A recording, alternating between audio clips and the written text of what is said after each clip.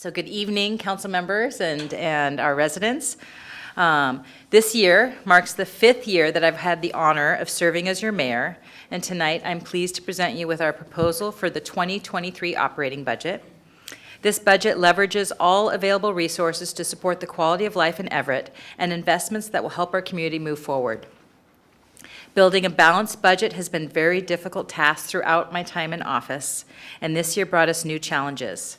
Our long-standing structural deficit, where the city's annual revenues fall short of what it costs to provide basic services, has been further impacted by circumstances beyond our control. The economic and human toll of the pandemic has greatly increased the need for public services at a time when the highest inflation rate in 40 years makes those services even more expensive to deliver. I know that as individuals, families, and businesses, we're all feeling that pinch. And as a city, we're feeling it too. We initially intended to work with our community this year to identify new revenue to help create a more sustainable financial future for our city. However, due to the state of the economy, we decided to delay so that our residents and businesses have time to move past the financial hurdles we are facing prior to asking our community to consider an investment. So to balance the budget this year, we've made some choices that are not sustainable long-term. Rather, we are proposing short-term stopgap measures like putting off maintenance of our buildings, vehicles, and equipment, and deferring payments towards long-term liabilities in order to maintain service levels until we can seriously and meaningfully address our revenue shortfall.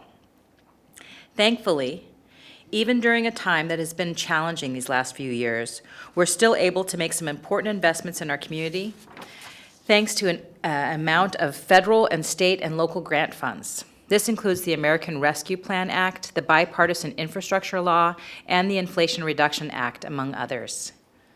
Grant dollars of this size are very rare, and we cannot count on this kind of outside funding being available in years to come.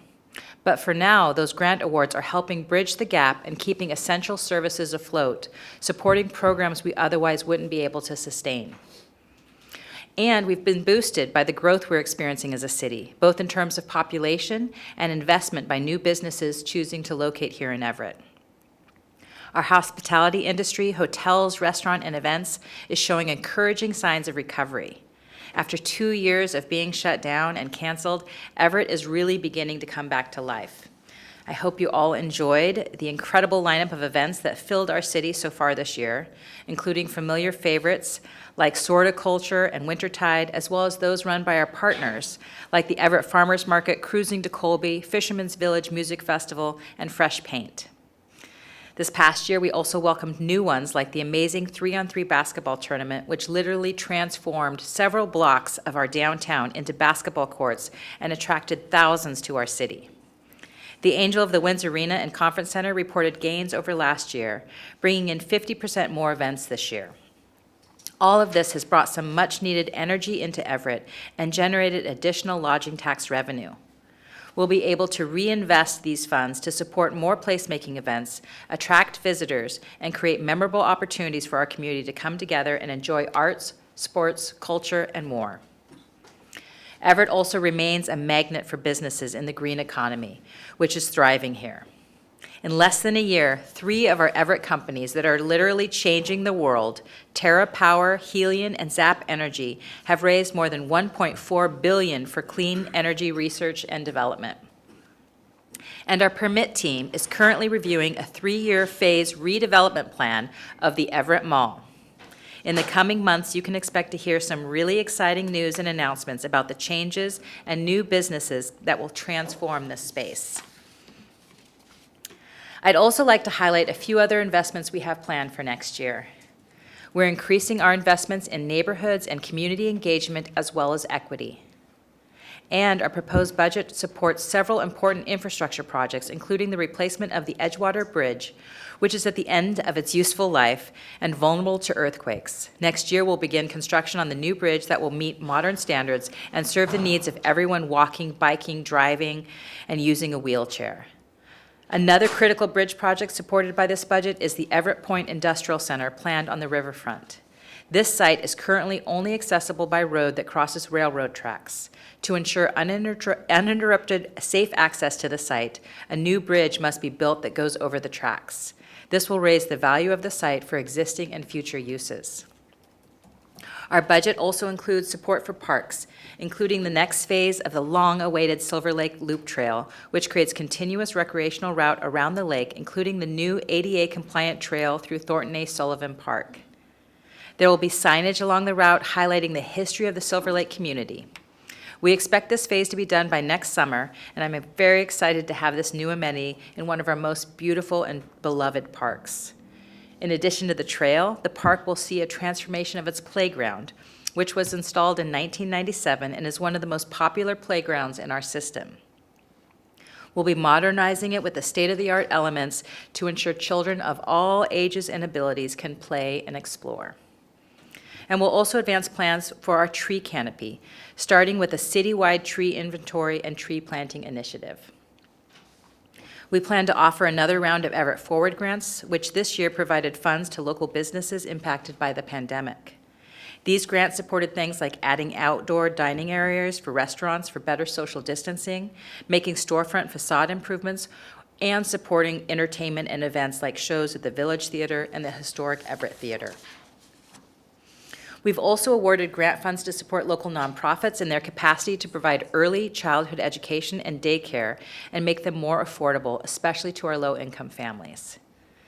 You may recall that earlier this year, we entered into a partnership with the Bezos Academy to open a new preschool at the Everett Station. We expect our doors to open there next year, providing up to 60 children with tuition-free, high-quality preschool. And recognizing our ongoing housing shortage and the need for more housing options at all price points, our budget adds a new housing project coordinator position. This role will focus on identifying opportunities to attract developers to invest and expand the missing middle housing inventory in our communities. We've also hired an engagement coordinator to support our planning team with a comprehensive periodic plan update. We want input and participation at all levels and from all corners of our city in this multi-year process, which establishes the blueprint for how we as a city want to grow to meet the needs now and long into the future for Everett. We'll continue our efforts to alleviate homelessness and address street-level social issues we're experiencing in our community, an issue I know, we all know, has become even more serious during the pandemic. We're continuing our balanced approach of outreach and connecting people with services combined with ample enforcement. In a moment, I'm going to go into more detail about how we plan to strengthen enforcement activities and keep our community safe. But first, I'd like to highlight some of our plans to alleviate homelessness.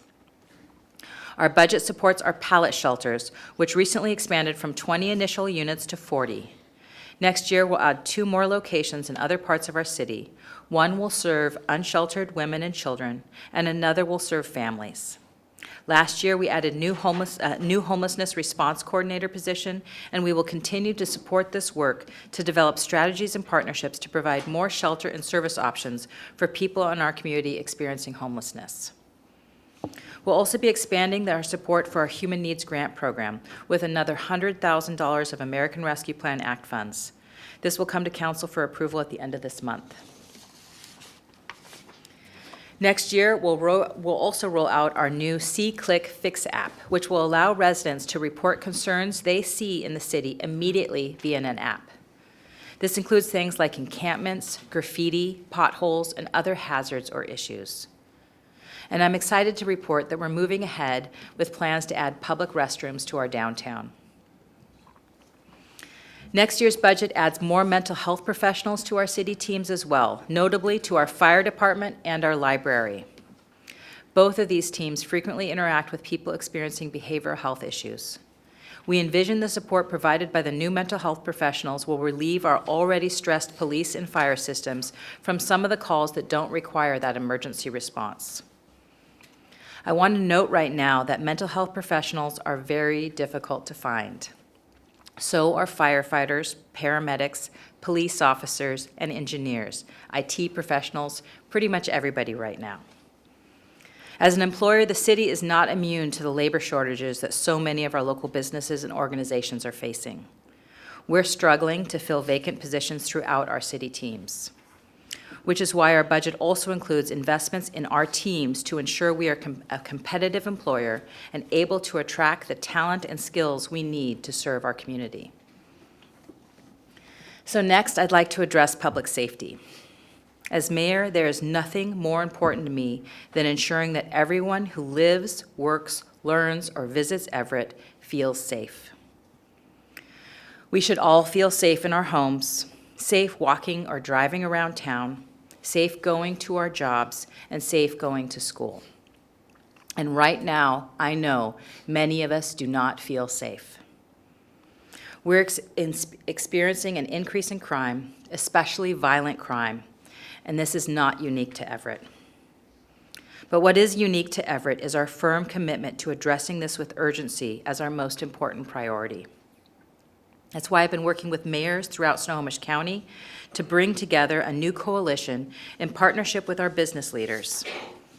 Together, we will advance recommendations and policies to address crime and the behavioral health challenges that contribute to the rising crime we're seeing in our cities.